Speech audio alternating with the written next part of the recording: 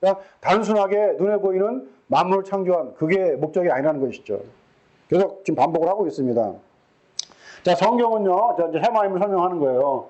성경은, 구조가 있는데, 하늘과 땅과 바다라는 구조 안에서 하나님의 경륜이 펼쳐지고 있어요. 그러니까는, 만약에 이 하늘과 땅과 바다라는 이 안에서 하나님의 경륜이 펼쳐지고 있다면, 이 하늘과 땅과 바다는 눈에 보이는 것을 말하는 것일까요? 아니겠죠, 당연히. 예. 이걸 깨달아지는 겁니다, 지금. 눈에 보이는 하늘, 눈에 보이는 땅, 눈에 보이는 바다를 말하는 게 아니에요, 지금. 그러니까 이제 이 강론은 뭐냐? 비록 눈에 보이는 물리적인 하늘과 땅과 바다를 말하고 있으나 우리 입으로는 실제로 뭐라고요? 눈에 안 보이는 거예요, 전부 다. 그러니까 성막도 우리 눈에 보이는 거죠. 그러나 히브리서 기자는 하늘의 것이다. 하늘의 것의 모형이다. 이렇게 말했잖아요. 그걸 알게 된 것이죠. 그러면 성경이 말하는 하늘은 무엇을 의미하는 것일까요? 눈에 보이는 하늘은 아니라고 했으니까 누구를? 그렇죠. 우리니까 이제 구원받은 자를 말하는 거겠지. 그렇죠? 구원받은 자, 성도겠죠, 성도? 땅은? 그러면 이제 땅은 이제 뭐 아무나 될 수 있겠네요. 이 땅은 바로 유대인들을 말하는 거예요. 유대인들. 바다는 이방인들을 말하는 거겠죠. 이런 구조가 있어요, 항상. 이런 구조 속에서 성경의 언약 성취가 지금 이렇게 전개되어 나가고 있는 거예요. 그러니까 이걸 또 우리가 그 성막으로 비교한다면은, 이 소리가 너무 큰가? 성막으로 비교한다면, 소리 좀 줄이고요.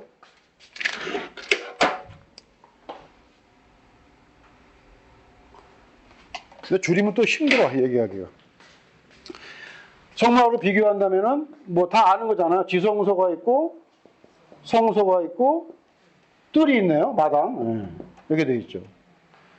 그러니까 이 뜰이 바다는 아니지만, 성막 안에 들어와 있기 때문에, 그래서 이 뜰을 유대인들이라 표현할 수 있어요. 그리고 이 유대인들이 어디에서 제사를 지내죠? 성소에서까지만 들어오잖아요. 지성소 못 들어가거든.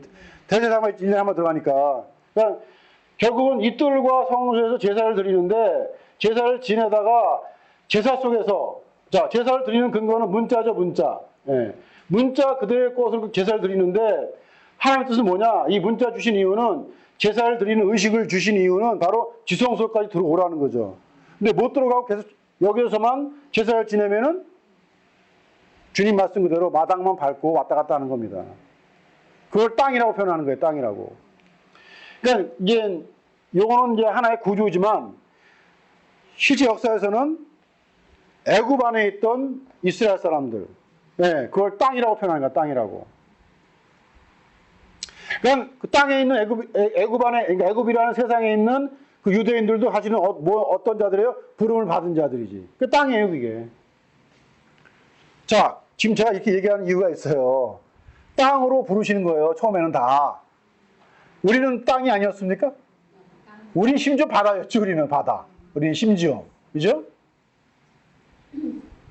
땅으로 부르시는 이유가 뭐겠어요, 그러면은? 일단은 처음에 땅으로 부르시잖아. 율법의 문자로. 의문의 형식으로 부르시잖아요. 부르는 이유가 뭐겠냐고요. 그 의문에서 뭐를 발견하라? 영을 발견하라는 거예요. 지성소 들어오는 거죠? 이게 중요한 거죠. 그 지성소가 어디 있어요? 히브리서 표현에 하면 하늘에 있잖아.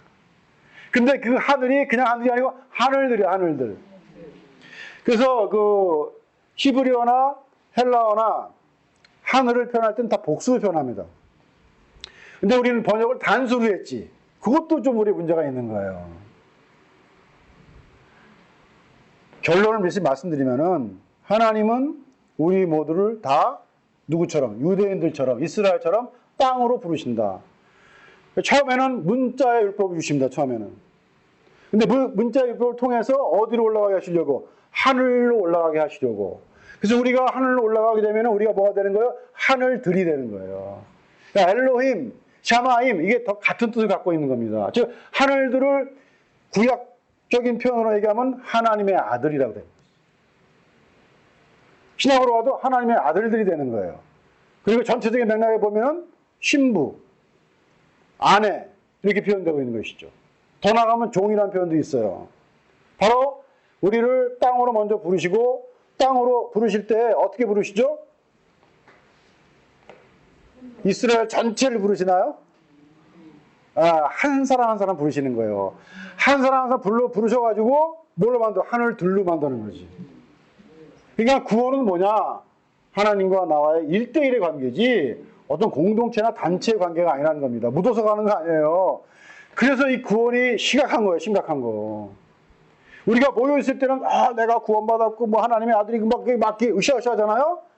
근데 혼자 떨어져 있으면은 코가 빠져 있다니까.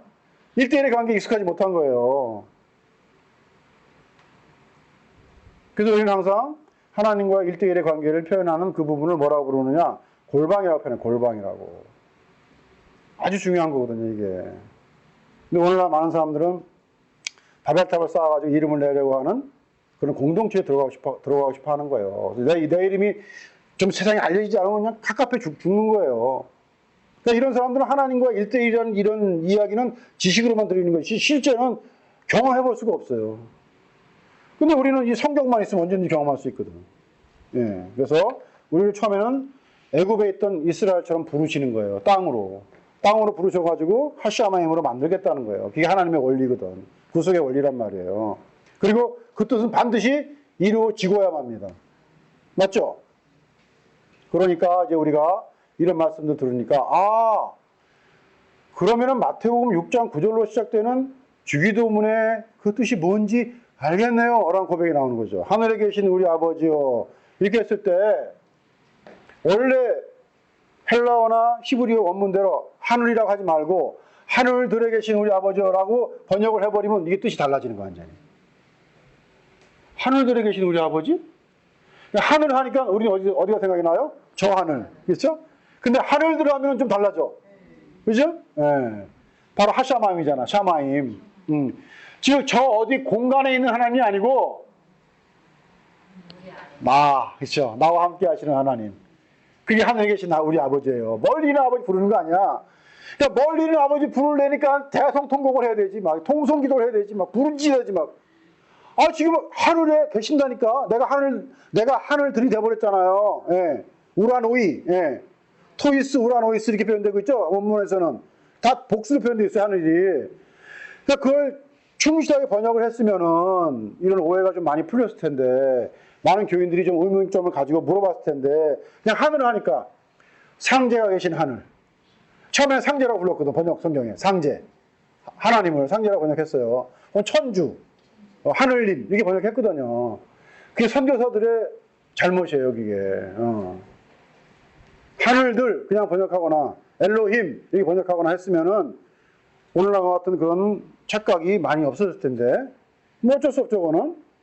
근데 우리는 결국은 하늘에 계신 우리 아버지라고 기도할 때 저항을 향해서 기도하는 게 아니에요. 내 안에 있는 나와 함께 동역하시는 그 아버지를 부르는 거지. 자, 얼마나 정겹습니까? 빨리 이런 하나님 부르려니까 얼마나 힘들었어요. 그리고 내 말 들을지 안 들을지도 몰라. 너무나 멀리 있어가지고. 그냥 내가 그냥 금식을 해야 되고 막 부르짖어야 되고 이래야 들리는 거예요. 근데 그게 아니고 원래 성경에는 내 안에 계신 하늘들에 계신 아버지요. 제가 바로 땅에서 샤마임으로 변화됐잖아요. 그게 하나님의 약속이니까.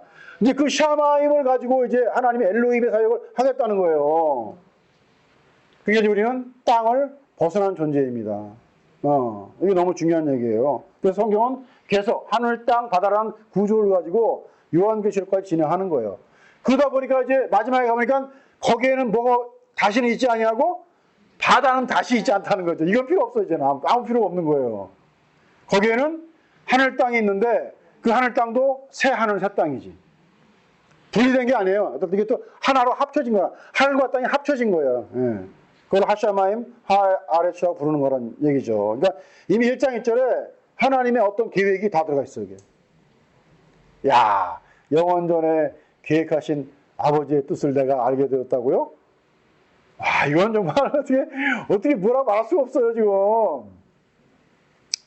그리고 그것이 정말 진짜인가? 2절부터 시작되는 거예요. 근데 우리와 함께 우리를 하늘로 만드셔가지고 개인적으로 만드셔서 하늘들이라는 하나님의 아들들을 만드신 동역하시는 그 일이 무엇으로부터 시작되는가? 혼돈, 공허로부터 시작된다. 이게 아이러니 아니겠습니까? 우리 같으면 아주 월등한 존재를 만들어야 되는 거 아니겠습니까? 근데 이건 완전히 혼돈하고 공허하고 흑암이 깊음 위에 있는 그러한 존재로 만들어버리는 거예요. 자, 그럼 중요한 거예요. 미리 말씀을 드리는 거지만 혼돈과 공허와 흑암의 상태에 나를 만드신 이유는 뭘까요? 그렇지. 그 다음에 빛이 나오잖아. 그래야 빛을 알게 됩니다. 맞죠? 네. 그래서 하나님의 구원 섭리는 뭐가 먼저 온다? 심판이 먼저 온다. 우리가 생각하는 사전적인 심판이 아니에요, 이거는. 네. 심판이 먼저 오는 거예요. 그래서 우리가 이제 요한복음 15장 공부할 거지만 농부이신 그 아버지가 포도나무에서 뭘 제해버리시죠? 열매를 맺지 않는 가지를 제해버리신다니까요. 그게 심판이에요, 그게. 아니, 내가 예수라는 포도나무에 붙어 있었는데, 그럼 다 떨어져 나온 거네? 얘 열매를 못 맺으니까? 그럼 심판받는 거네? 이런 것들을, 이게 비유거든, 비유. 근데 이걸 교리를 만들면 안 돼요. 그런 얘기가 아니고, 아버지가 뭐라고요? 농부잖아, 농부. 그럼 농부가 열매를 맺지 않는 가지를 제해버리는 이유는 뭐예요? 예? 그렇죠. 예. 농사 짓는 거예요, 이게 농사 짓는 거. 그러니까 우리는 그걸 자꾸만 제해버린다니까 심판. 이렇게 생각하는 것이지. 그런 얘기가 아니에요. 농부가 일을 하는 거야. 근데 일을 하기 위해서는 나에게 필요한 부분들 있죠. 필요 없는 부분들. 그걸 잘라내야 되거든. 아이로. 그게 아이로거든요. 들어 올리다, 제해버리다. 그런 뜻이거든요. 즉, 나를 들어 올려야 돼. 어디로? 하늘로. 이 땅의 가치관을 가지고 바짝 붙어서 뱀처럼 기어다니는 나를 하늘로 들어 올려야 돼. 그게 심판이에요, 그게. 그것을 가지를 제한다라는 말로 표현한 거예요. 그냥 들어 올리든 제해버리든 번역은 똑같은 거야. 그 원문은 아이로니까. 즉, 우리를 이 땅과는 결별된 사람으로 만들겠다는 얘기예요. 그게 심판이라니까요. 지금 우리에게서 세상의 가치관이 빠져나가죠. 그게 심판이에요, 그게. 땅의 심판이 아니고. 여기 자꾸만 그 문자만 보고, 야, 포도나무에 붙어 있다가도 떨어져 나가면 심판받는구나. 떨어져 나가지 않게 꼭 붙잡고 있자. 아니, 우리가 붙잡고 있을 능력도 없고요. 붙어 있을 능력도 없고, 나올 능력도 없어요, 우리에게는. 비유보다 비유, 이게. 그러니까 자꾸 우리는 비유를 혼동하는 거예요, 지금. 구원이 뭔가를, 열매가 뭔가를 아버지 농부가 일하는 모습으로 비유한 거란 말이죠. 그건 15장에서 설명할 것이지만은. 자, 그래서 이렇게 땅적인 존재를 먼저 부르십니다. 거기가 애굽이에요, 거기가. 애굽이라고요. 애굽에 있을 때 부르시는 거예요. 부르셔서 어디를 건너게 하시는 거예요? 홍해를 건너게 하시죠. 광야를 거쳐서 요단강을 건너게 하시고 가나안 땅 들여보내는 겁니다. 이게 하나님의 구속의 섭리예요. 그래서 우리를 이제 혼돈과 공허와 흑암이라는 그러한 존재로 먼저 창조하시는 거예요. 이게 처음 창조입니다. 근데 지금 대답한 것처럼 처음 창조는 뭐냐? 빛을 알게 하려고. 빛이 뭔데? 예수 그리스도. 원래 엘로힘 안에 있던 그 그리스도를 우리가 알게 하시려는 거예요. 야, 신비한 일이죠, 이건 정말. 정말 이런 걸 이렇게 딱 읽다 보면요, 정말 무릎을 탁 칠 수밖에 없어요. 야, 내가 이러한 가운데 있네? 내가 비록 지금 아무것도 아닌 저 비천한 존재야. 미미한 존재인데, 사람들이 볼 때에는, 그렇죠? 야, 이 진리를 알게 하시네? 내 능력도 아니잖아, 그리고 또. 이럴 때는 좀, 그냥 빨리빨리 그냥, 이따, 뭐죠? 4막 5장 끝나고, 끝났으면 좋겠다. 이런 생각이 들 때가 있어요. 잘못된 생각이죠, 하지만은. 그래서 여기 하나님께서는, 에레츠를 부르셔갖고, 샤마임으로 만드시는 거예요. 그게 바로 하나님의 구속의 섭리라는 것이죠. 근데 유대인들은 땅으로 부르심을 받긴 했어요. 그래가지고 뭘 받았어요? 말씀들을 다 받았죠. 말씀들을. 받았죠?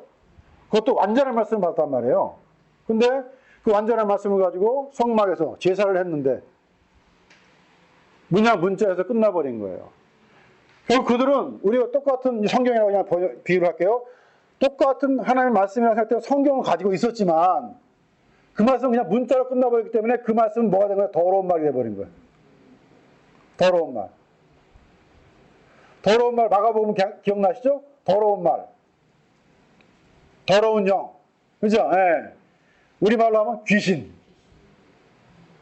그래서 예수님도 그들을 마귀 자식이라고 부르신 것이고 결국은 그들이 하나님의 말씀을 가지고 무슨 노릇했다? 귀신 노릇했다.